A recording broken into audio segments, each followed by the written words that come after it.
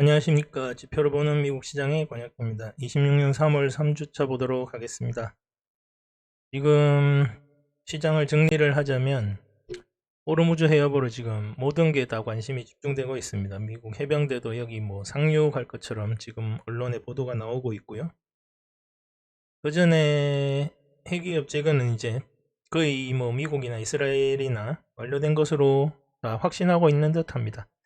그래서 이제 뭐 미국도 전쟁을 거의 뭐 끝난 것으로 보고 있는 것 같은데, 문제는 이제 호르무즈 해협이죠. 이란이 워낙에 거기다 다니는 유조선들에다가 뭐 미사일이나 드론 공격을 하고 있으니까,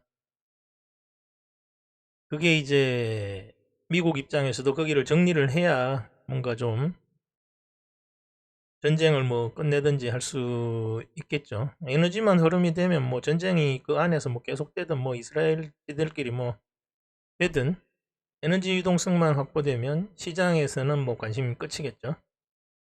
거기다 지금 뭐 빅테크들의 시설 투자는 뭐 이익 전가로 연결되겠죠. 그러면 또다시 이제 미국 시장도 상승으로 돌아설 수도 있고요. 국가 선물 베이시스가 확대가 되는데 전쟁이 단기간에 끝날 것으로 이제 보고 있다는 얘기죠. 핵위협 제거와 이제 에너지 유동성, 그건데 누가 알겠습니까만, 근데 일각에서는 전쟁 장기화 시각이 계속 확산이 되고 있고요. 호르무즈 해협이 지금 계속 제일 무던제로 새롭게 등장하고 있는 상황입니다. 이런 상황에서 미국의 지표들을 보면, 미국 지표는 뭐 괜찮습니다. 지금 레드북 소매 판매도 보면 거의 뭐 6%, 7%씩 전년 대비로 오르나고 있고요. 미국의 돈이 워낙에 많이 풀려 있는 상황에서 중상류층 이상은 계속 소비를 엄청나게 하고 있습니다. 30년 담보대출 금리도 보면 이제 전쟁이 뭐 이런 거 생각도 안 하고 있었겠죠. 처음에 인하될 것으로 보다가 전쟁이 점점 이거 장기화되는 거 아니야? 지금 이런 중입니다. 그러면서 금리가 소폭 인상했습니다.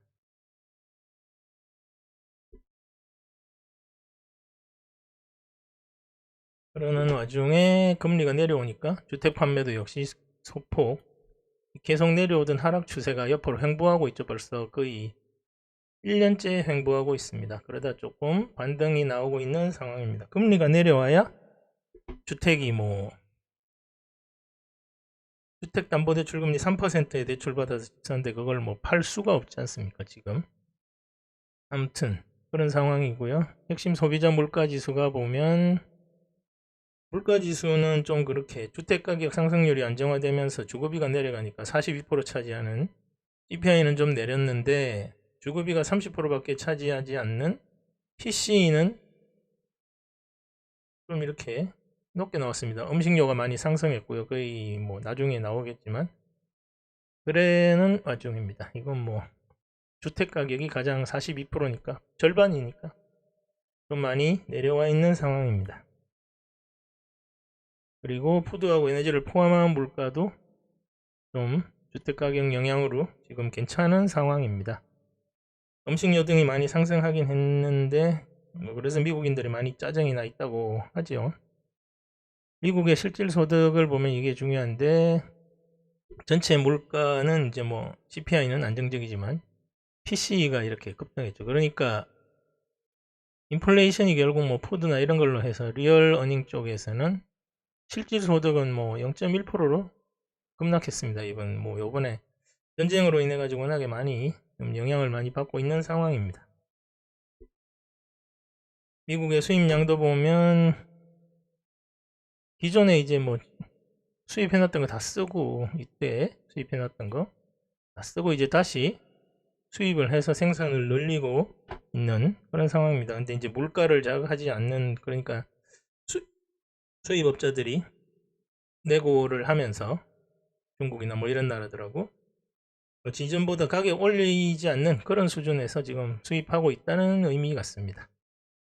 GDP는 미정부 셧다운으로 많이 영향을 받았죠. 성장률이 뭐 급락했습니다. 근데 이거는 다 다시 뭐 쓰게 되어 있으니까요. 이 다음 분기에는 다 괜찮을 것으로 좀 많이 한 1, 2%, 2%까지도 올라갈 수 있을 것으로 보고 있습니다.